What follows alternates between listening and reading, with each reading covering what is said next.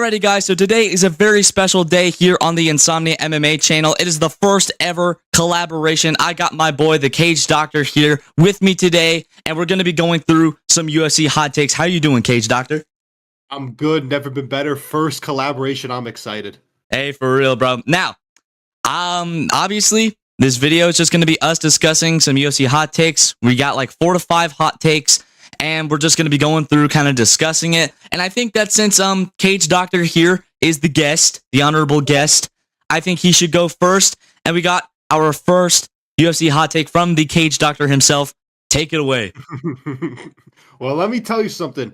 We're starting off smoking hot here. Robert Whittaker beats Magomed Ankalaev. Now listen, Magomed Ankalaev saying he's going to return in June or July. Robert Whittaker wants to fight sometime in the summer. He's trying to move up to 205. And my argument for this is nothing Ankalaev has done has aged particularly well. He went to decision with Alexander Rakic and Nikita Krylov, who are washed and bums. I mean, Rakic just got nuked out by Azamat Murzakanov. Top guys in the division finish dudes like this, like Yuri Prohaska. Also went to decision with an injury-riddled Alex Pereira, who was also sick, and then proceeded to get brutalized in the rematch. Has 6 finishes in the UFC, but his 2 bests are over Johnny Walker in like 2025 or 2024, and then Anthony Smith in 2024. I mean, Lionheart. Yeah, exactly. He's real tough. Before that, it was Ian Kutaleba. He did that twice, and then he beat up on 2 jobbers. He's just overrated, in my opinion. You hear all about his grappling prowess, how he's this great grappler. Never really showed it a ton in the UFC. Couldn't even take Pereira down. Doesn't have this insane power or is this insane striker. I do believe he is a solid boxer who does a good job with distance management, whenever he's moving in or he's moving out, or just in general, just getting in close to you. But I just don't think he's fought anybody as fast as Robert Whittaker, who can kind of mix in the wrestling, who has solid power, has variability in his strikes. Robert Whittaker also not cutting as much weight for this. He's going to be a little bit fucking beefed up for this fight. Yeah, exactly. And look decent against RDR. A lot of people want to talk about how washed Robert Whittaker is. He nearly finished RDR and went to a fairly controversial, I think it was a split decision. I just look at him and say, if he wins this, he's getting a title shot and then just dying to Yuri. But I look at Ankalaev, I think he's overrated. Hasn't faced a guy as fast as Whittaker who can mix in the wrestling, because nobody in the light heavyweight division. Yeah, Ankalaev loses to all the top competitors. Even somebody like Azamat Murzakanov, who's juiced up to the gills and is I don't even think his cardio is even that good. I think if the fight doesn't go past the second round, I think Azamat Murzakanov kills Ankalaev. And people were trying to say he's like a grappler, and he's competing in the light heavyweight division, which is full of strikers. Even then, he's a pretty big striker, more of a striker than a grappler. And I don't get, are there even Ankalaev fans? This guy doesn't seem that interesting to have a fan base, bro. Well, they exist. They're all solely Izzy fans or Alex Pereira haters. Some people just hate this guy because he got fast-tracked to a title. But anytime somebody says that about Alex Pereira, I'm like, well, he got fast-tracked to a title and beat Israel Adesanya, so I don't really know what you want me to... It's not like he lost to Izzy the first time. Yeah, dude, I unironically had a debate with a guy who said that Ankalaev has better striking than Yuri Prohaska. These people can't be real, bro. These people can't be real. They're not. Listen, I think technically Ankalaev is very sound. Like Yuri Prohaska, I don't think he does anything technically, but the beauty of him as a striker is, his unpredictability, his power. You can't finish this guy out on the feet.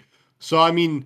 I guess technically Ankalaev is better, but just in terms of all the intangibles of Yuri never gives up, and just this insane power that he has, I don't think Ankalaev's better than him on the feet. All right, so good take, but this is my hot take. I do not think personally that I don't personally think that Justin Gaethje is BMF material. He's obviously let me hear this one. Yeah, he's a former BMF guy, but I think the way that people say his fights, they try to say that it's this crazy bloodbath that's going to end in a knockout every time. Now, granted, he beat Paddy's ass, but you take a look at his other fights. His most recent fight against Fiziev, it was good. It wasn't really a banger. He got bullied by Holloway and Oliveira, and I don't really think that he has that chaos in his performance anymore. And he also just doesn't really act like a BMF. He demands title shots when he doesn't deserve them. He's threatened retirement if he doesn't get a title shot. And he's going to get mauled by Ilia Topuria or it may be a Rocky story for the ages. I don't know, but I don't really think so. So I don't really think he's like a BMF guy. Honestly, I think the BMF belt should just be scrapped at this point. But yeah, I don't really think that he's like crazy BMF material.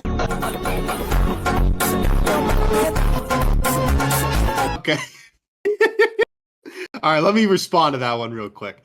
Here's where I'll agree with you. I agree with the whole doesn't act like a BMF at times, like the whole trying to, force a title shot, and if he didn't get it, he was going to retire. I thought that was bitch made. I thought it didn't really make any sense because if you look at what he was basing that, deserving a title shot off of was beating Rafael Fiziev by unanimous decision. Listen, it was a nice win. I don't think it was anything like crazy. I don't think Fiziev is this, he's not this marauder, man, but he's good.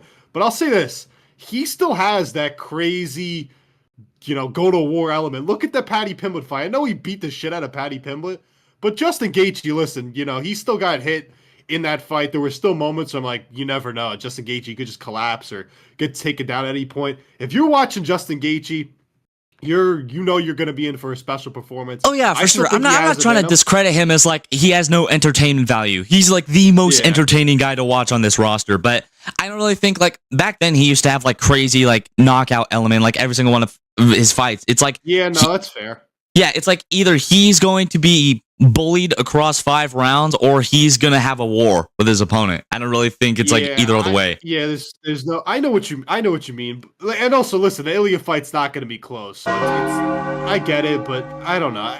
This is a bit of an odd one cuz I still consider him like a BMF, but I guess I wouldn't put him on like the same level as like a Nate Diaz or something. Yeah, or like a Max. I mean, Max Holloway is the face of the BMF. Let's just be for real. I would say Max Holloway is more of a BMF than in terms of he's taking any fights. He doesn't matter what happens. He's taking any fights anywhere. Yeah, Max Holloway is more of a BMF. I think Justin Gaethje is kind of in that same realm of like entertaining gatekeeper / like champion level. I guess you could say. What you mean. Yeah. Anyways, we got that take done. Let's go ahead and go on to your take. Let's go. All right, this is people forget, man. People forget, man. I mean, Joe Rogan, he taught GSP the spinning back kick, man. All of a sudden, I'd be trying to prove that I'm not crazy when I knew I wasn't crazy. I'll say this about Joe Rogan. A lot of people in this community like to shit on him, me included. I think some of my biggest videos on Instagram and TikTok are me shitting all over Joe Rogan. But I actually like Joe Rogan because not only does this guy bring me views on my account, like, people will mute the commentary. I keep it on and turn it up more because I want to hear what bullshit Joe Rogan has to say. Now, listen, there's levels to the Joe Rogan bias commentary where this guy, and one of my favorite things Joe Rogan does, is anytime, like, there's anything going on in the ground, you would think this guy is, like, the greatest grappler of all time, the way he talks. He's like, man, he's got him in a half-calf slicer, Brita water filter, rear naked choke. If he just moves his arm 90 degrees, he could get him here. And you're like, anytime Joe Rogan says anything about grappling, you're like, turn this off. But I think it's hilarious. Especially during UFC 326. Like that stuff, yeah. He's like, that choke's in tight. And as a child, I'm like, I do jujitsu. I'm like, Max Holloway's not getting submitted by a fucking face crank, Joe. That's not how it works. Yeah. But I love him. Yeah, and I don't necessarily say that I dislike Joe Rogan. I think his takes are nuts. Like, if you exclude the commentary, he said stuff like, oh, I think the UFC should be in like a basketball court. I think like we should do like back of the head shots. You are a nut job if you think that's going to be legalized, bro. Holy hell. It took so long for the UFC to already be legal. If UFC was run under Joe Rogan, this would be an underground fight ring. Like, no rules, just straight illegal. Yeah, well, my thing with him is like a lot of people complain about like the same repetitive things he says, like the calf kicks. But let me tell you something, like, if he doesn't talk about calf kicks for like 2 fights and then like you've been watching the card for an hour, then he mentions calf kicks, you like perk up in your seat. You're like, oh my God, he mentioned calf kicks. Like, his little buzzwords like get me going because I'm like, this dude is ridiculous. It's like I get a Winter Soldier flashback in my brain every time he says something about the calf kicks. And the commentary, like, a little bit of a side note, I don't really think the commentary is that bad. It's just like DC, like just saying random things. Like whenever Iwo Baranowski and Ibo Aslan were going at it, he was like, they're just fighting. Like, no shit, bro. And you got John Anik. I think like he's a great commentator. He's just so robotic. Like Toyo tires. Toyo tires. Yeah. Yeah. This is brought to you by Call of Duty Black Ops 4. And you're like, all right. Be sure to Yeah. be sure to watch Jurassic Park number 56 or something. No, I listen. I think the less the MMA community takes Joe Rogan seriously, the more they'll appreciate him, because this guy will say the dumbest shit you ever heard of. You just have to sit there and laugh. People will get so pissed at Joe Rogan for acting like he knows stuff, or just getting angry that he's on the broadcast. You just have to go on with the realization. Joe Rogan has no clue what he's talking about. He's going to keep saying the 7 buzzwords like, man, steel Muay Thai cups, calf kicks, Alex Per, how do you make 185? This guy's made of mahogany. He's going to say the same shit every fight. And you just got to laugh at it, because it's so funny. No, I love him. I love it. I think what he says is dumb as like a bag of hammers, but yeah, he's so fun to watch. You can't help but just like laugh. No, exactly. I agree. He's so stupid. Yeah. Like anyways, that's my hot take. Anyways, this take may honestly get me crucified by the Australians. I think CP can pull it off. I think he can do it. Now listen, I'm not just saying this because at one point Carlos Prates was my profile picture on Instagram. You take a look at what let's go back to the fight with Ian Machado Gary. I think that JDM lacks the kicking game that Ian Gary had to halt Prates' offense. He has a style where like he throws these like long combinations while he uses the hands and the head movement, and he kind of just plays into Prates' game, in my opinion. And Prates eventually takes time to figure out his opponents. That's why lots of people like want to count him out in this fight. And I think he's going to learn from his first 5-rounder, and he's going to let the hands go more easily in this fight. I'll say this as a massive JDM fan. This is a guy who literally made like a whole film breakdown saying JDM was going to beat Islam, and then my comments got raided by dudes who claim they're from Russia, but they're literally either from India or they're from fucking Idaho. These aren't real people. They have no ties to being Russian. They're all fake, half these Dagestani fans. And that's coming from a guy who respects a lot of what they do over there, but these fans are unbearable. But either way, that's a side note.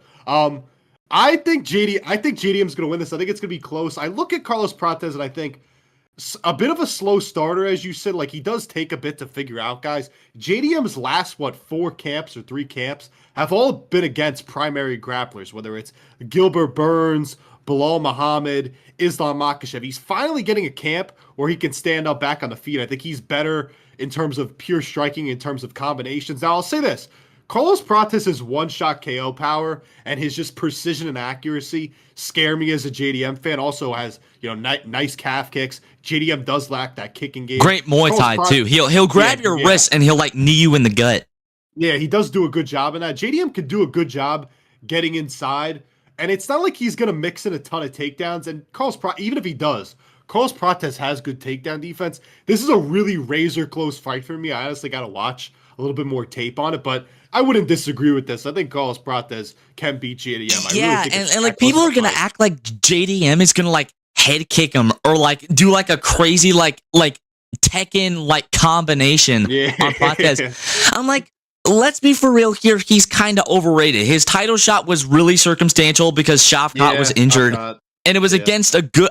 Granted, it was against a good version of Bilal. But let's be for real here. Some of Bilal's wins really haven't aged well. He beat Leon Edwards, who hasn't won a fight since 2023 against Covington. And JDM's wins are what? Bilal and Gilbert Burns, who fights like a dehydrated scarab nowadays.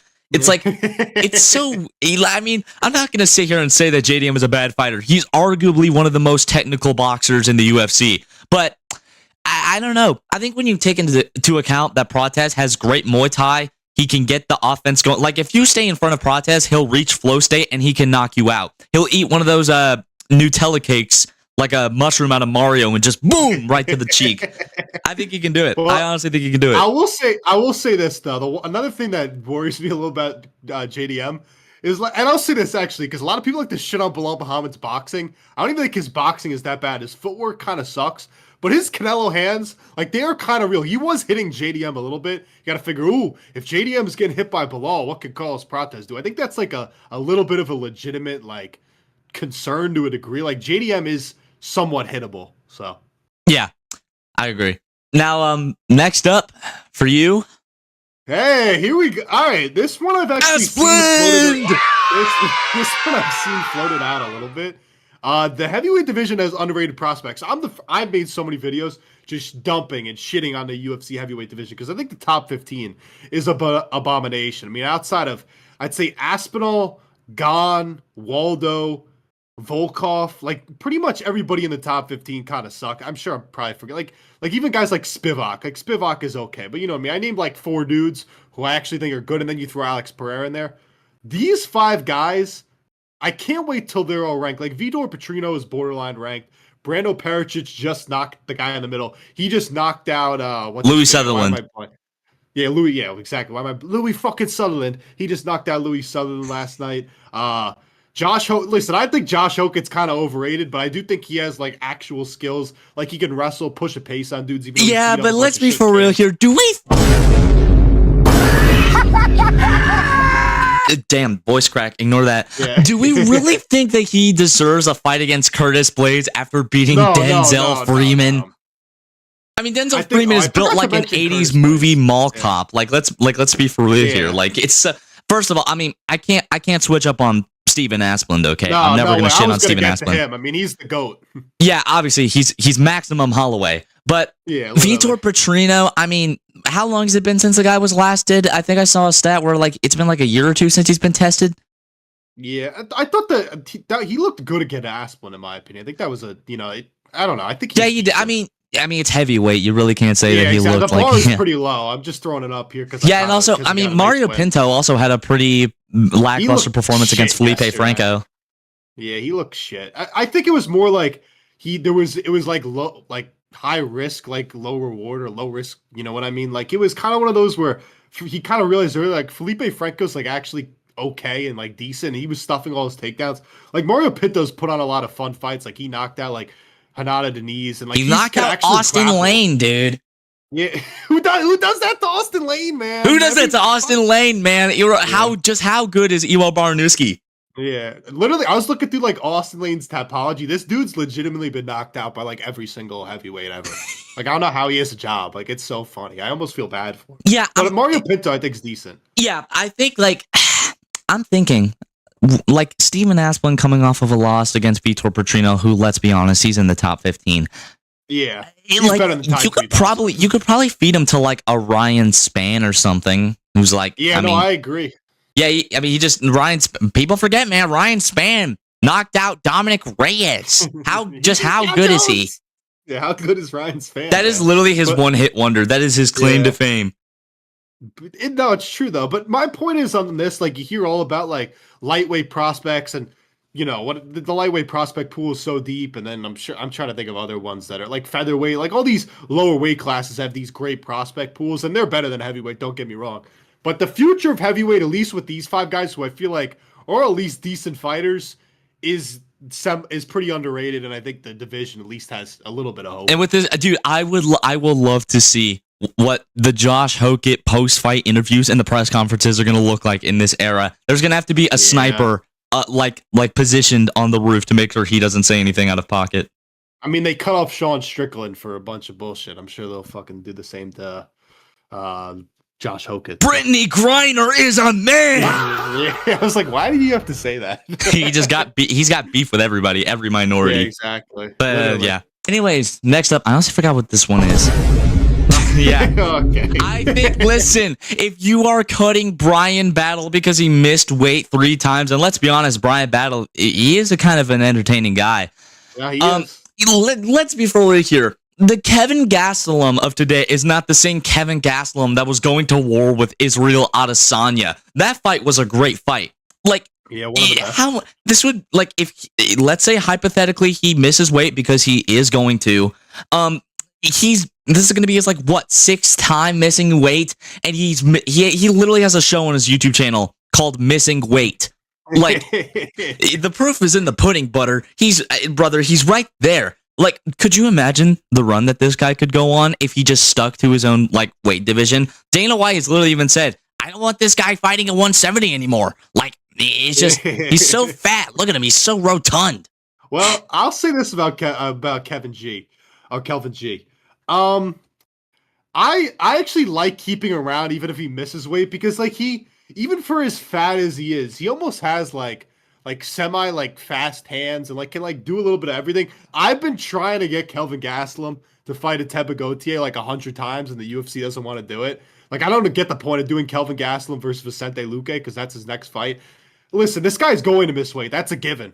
I wouldn't even cut him though because like at least he's a name you could just throw on like random fight nights and be like, hey man, remember Kelvin Gastelum versus Izzy? That's in the UFC Hall of Fame. Like you could just kind of keep throwing him on there. Yeah, I would say that, but like I would more so say get rid of him because like if you're cutting people like Brian Battle and all these other guys for like missing weight like what 2 to 3 times.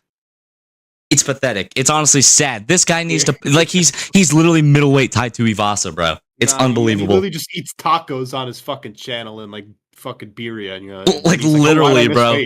Literally, like he was like what 191 pounds against. He missed weight by like 6 pounds. Yeah, like what?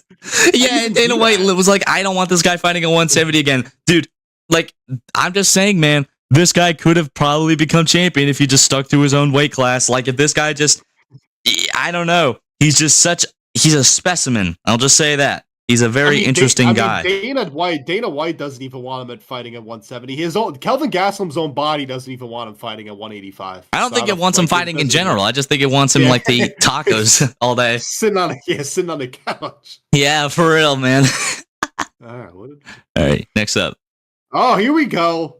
Ooh. I actually forgot to put this on here. Diego Lopez versus Steve Garcia. Best fight on the White House card. Now, listen, when I saw this, you can complain about the White House card all you want, how Dana White says this is going to cost $60 million to put together, yet we have Bo Nickel versus Kyle Dawkins as a fight on this card. That's a story for another day, though. Bo Nickel is an American warrior. Yeah, he's so good, Bo Nickel. He's really good. Diego Lopez versus Steve Garcia. These guys are going to come at each other. There's not going to be much defense. They're just going to throw in each other's faces.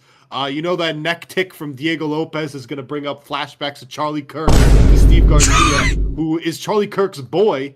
Oh yeah. That's where you get I saw that from Tony Has Died. He was apparently great friends with Charlie Kirk. Yeah, they were boys. So that's why he's on this card, and he's American too, so that helps. But they were boys. And let me tell you something about Steve Garcia, because a lot of casuals are gonna get introduced to Steve Garcia because this guy primarily just slimes out dudes in the fucking Apex. This guy could fucking scrap. He's beat like Melky Costa, destroyed David Onama in his last fight. Like this dude's gonna come in there and bomb you. I lean Diego Lopez here. I think he has like better one-shot KO power. And I think if you're gonna try and defeat Diego Lopez in a pure like blockhead versus blockhead match, you're not gonna beat him. This guy's just impossible to knock out. But this is going to be a banger. 2 dudes just throwing down. Everybody's going to remember this fight. I'm telling you, it's going to be an instant classic. I mean, I don't really think it is a good fight. But, like, there are some other fights. I mean, like, I would say, I'm not saying that this is, like, a crazy good fight. But, I mean, Rufy versus Chandler, let's be honest. I don't really care what your opinion of Chandler is. I think it will be a banger. I think it's going to be a good scrap. And Alex Pereira versus Cyril Gahn.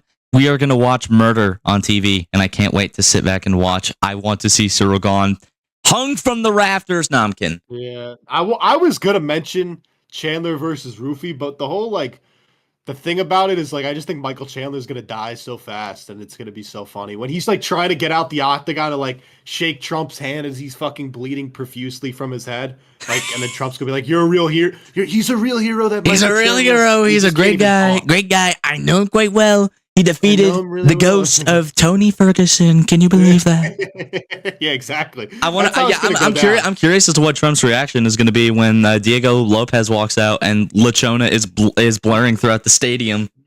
He's going to be like, "We don't like these people. We're under attack. Get away. Get this guy out of here." Yeah, for real. But there's also, listen, this fight in itself, I just think it's going to be easy. Alex Pereira could just starch out Cyril Gahn so fast. Ilya's going to blow through Justin Gaethje. You have fucking Sean O'Malley fighting a cardio kickboxer in Ayman Zahabi, which is the easiest fight in the top 10 in bantamweight. And then, Michael Chandler, I just think he's going to die so fast. And Kyle Dawkins versus Bo Nickel is an embarrassment. I can't believe that's but I mean, it's a fight. It's a fight, all right. I'll tell you that, man. Kyle Dawkins, man. People forget, man. Bo Nickel. He head kicked. God, why the hell am I blanking on his name? BGM3. He beat GM3, man. Who does Yeah, that you got to GM3, man? Rodolfo Vieira, man. That head kick was sick. That was nasty, man. It looked like Nasty. Mirko Krokop-esque, man. For real. Anyways, forgot. Okay, I think this one may be the one that I'm even like kind of 50-50 on. Oh yeah. What is this? Now listen. Okay, I'm not saying that this, like, first of all, Volkov, that stare is fucking creeping me out. I think that if you put these guys against each other 10 times, like, I think it could be back and forth. Volkov is really long and lanky. He does have good striking, somewhat decent grappling, and, you know, most of Pereira's career, he's been fighting guys that are kind of, like, in his range, because let's be for real, the guy is peak of light heavyweight. He's ran out his whole division, and if Volkov can just use his range effectively, I think he could probably cruise to a decision. Now, am I going to be shocked if this fight ever gets booked and Pereira knocks him out? No. I think that Pereira could do it, but I think if the cards are played right, I think Volkov could probably use his range, use that height, and cruise to a decision with Poatan. Well, here's what, and I'm a Volkov defender. I've defended this guy for a long time. I've always liked watching him fight again. Like, he's just giant, is a good striker. Like, can grapple to a decent amount. I swear the UFC would be like, man, this guy's a brown belt, man. He took down Cyril Gane. Yeah, you know what I mean. But yeah, I don't know. I actually have to just see Alex Pereira at heavyweight. That's what I want to say. Like, I don't think the Cyril Gane fight is like any walk in the park for him necessarily. I think like Cyril Gane's like a decent athlete. My whole thing with like Volkov is I don't think like he's fast enough or has like really the power athleticism to just beat Alex Pereira. I just think Pereira is too much of a freak for him to fight. And he's not like some great grappler. Like, he's got decent BJJ, but like I'm not like he's obviously not like a crazy grappler. Yeah, I mean he's decent, but I think if he can use his range effectively, I think he could probably cruise to a decision. But it could happen. Yeah, I mean honestly, we just need to see Alex Pereira fight at heavyweight. And to be honest, I think that really the only guys that he could probably lose to is like Tom Aspinall, because I know people are like, Tom Aspinall, he only has the 1-2. Tom Aspinall also has really good grappling too. A lot of people are counting out his grappling. He's got good striking. Yeah. He's fast for a heavyweight. People forget that. So yeah, exactly. People forget, man. Yeah, but I think obviously this is a very 50-50 take. I'm honestly this is an out there take. I'm just kind of tossing it out there. If this fight were to get booked, I wouldn't be surprised by either result, but it just kind of depends on, number one, how good Alex Pereira is at heavyweight, and number two, if Volkov is able to utilize his range, which I think he could. But anyways, next up, you got... Man, this guy literally stole my MVP video. This is what you gotta do, man. You gotta give me the ball, put me in isolation, because I gotta go on this one. MVP, and I've held this opinion for so long about MVP. Everybody fucking glazes this guy to fucking no ends. He's always been like this, though. I think this performance yesterday against Sam Patterson is just the embodiment of MVP, and it was honestly the worst he's ever done. I wouldn't say he's had performances like the one with Sam Patterson. He demolished Jared Cannonier and and I mean he beat Shara Magomedov. But let's be for real here. Shara Magomedov is a can crusher to the highest extent. So I think that MVP, if he didn't have the performance that he did in Bellator, he would have been cut by now.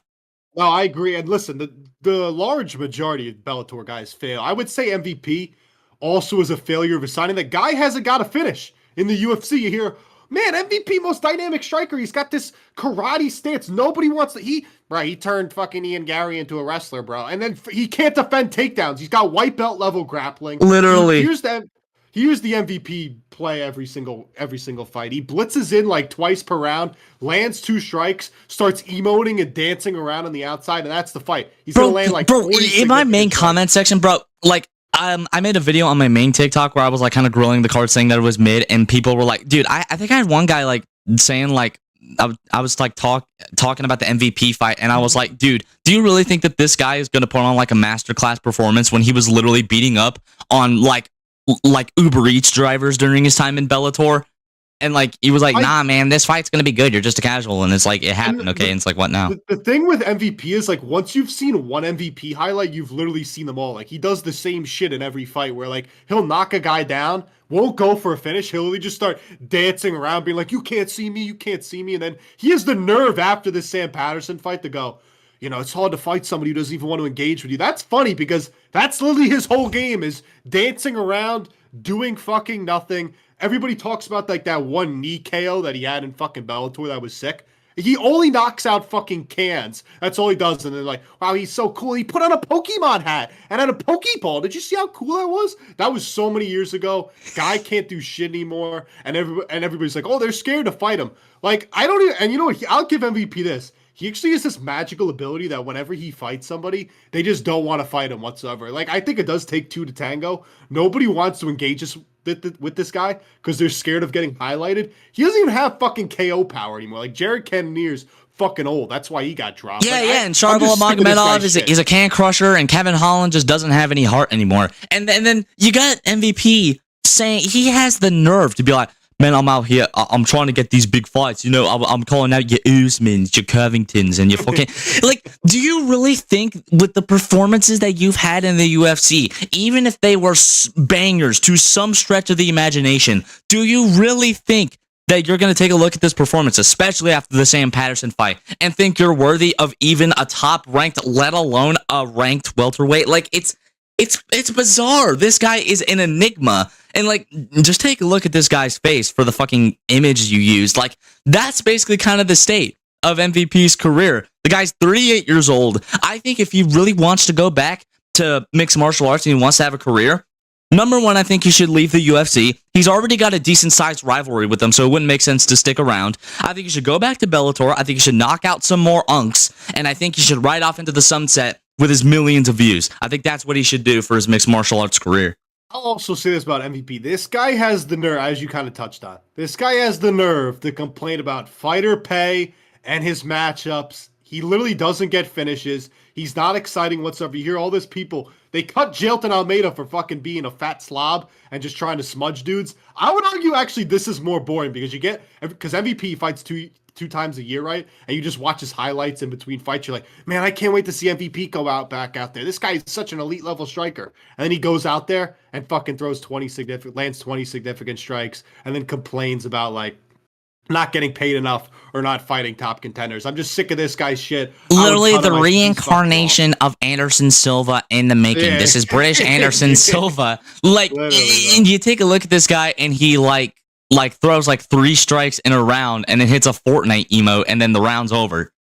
Everybody's like, wow, look how cool this guy is, man. He's so hard and difficult. His fates, that bladed stance. It's like, what? Yeah. What the fuck? Anyways, I think this is the last one, to be honest. Yeah.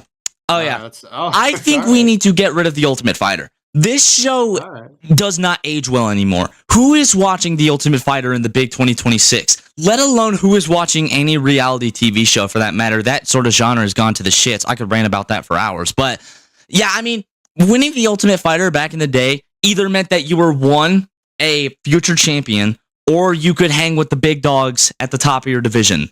And now it just means like winning The Ultimate Fighter just basically means that you can be a permanent journeyman. Like, you take a look at the last few guys to win The Ultimate Fighter. I'm going to put up Editor Insomnia. You can go ahead and put them up and the records in the UFC.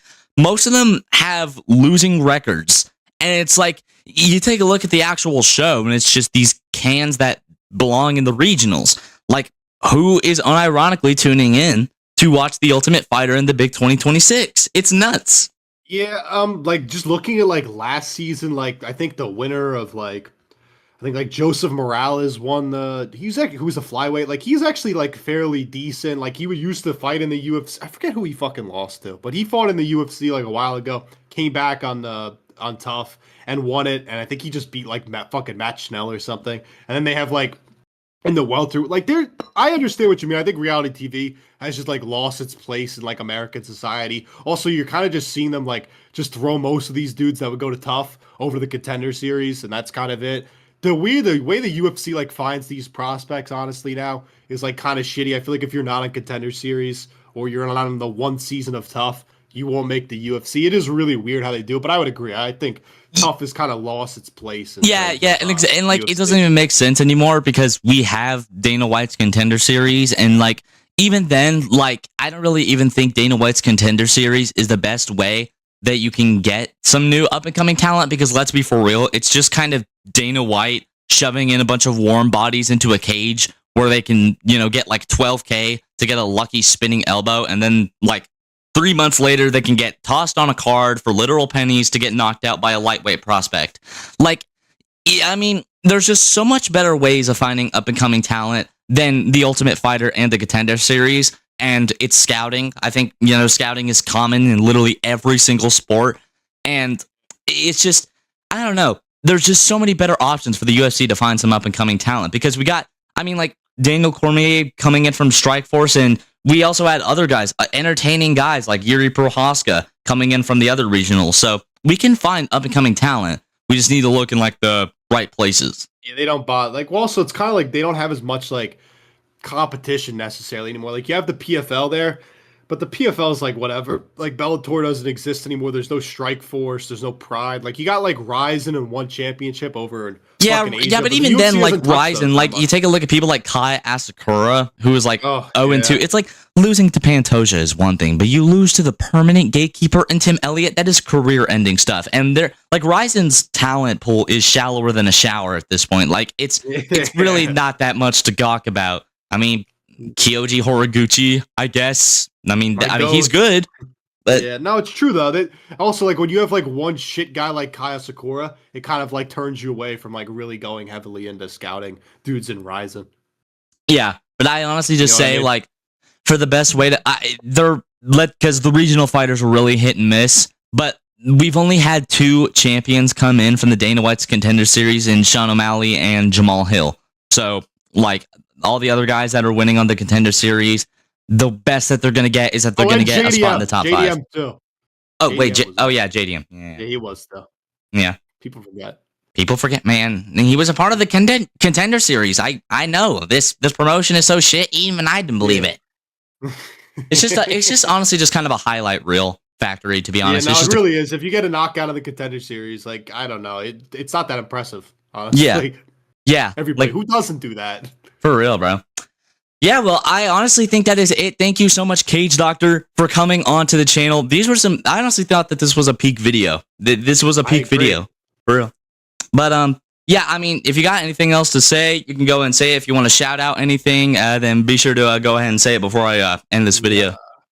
Just follow the Cage Doctor over on Instagram, TikTok, YouTube. We'll do like a full card breakdown for Israel Adesanya versus fucking Joe Pyfer this weekend. What a fucking banger card that is. That's gonna be so peak, bro. Low key, I think we could like do some more stuff like that, like card reviews and stuff like that. Because yeah, I agree. I mean, yeah, you probably have more knowledge about like these regions. I mean, wait, hold up. Am I tripping? Chase Hooper's on the card, right? I actually don't. I don't know. I just know Macy Barber's in the co-main. Oh my goodness, the co-main is Macy Barber, and we got the Bay Harbor Gooner in Chase Hooper, bro. And Michael Chiesa, man. People forget he didn't sue the UFC after Conor McGregor threw a fucking dolly at him. Oh my god, that's no way. But yeah, I think that's gonna be it. Be sure to like, subscribe, and comment down below your guys' UFC hot takes, and I'll probably go through them for a video. Maybe me and Cage Doctor, we can react to some of y'all's hot takes. Anyways, that's gonna be it for this video. My name is Insomnia MMA. This is the Cage Doctor, and I'll catch you guys in the next video.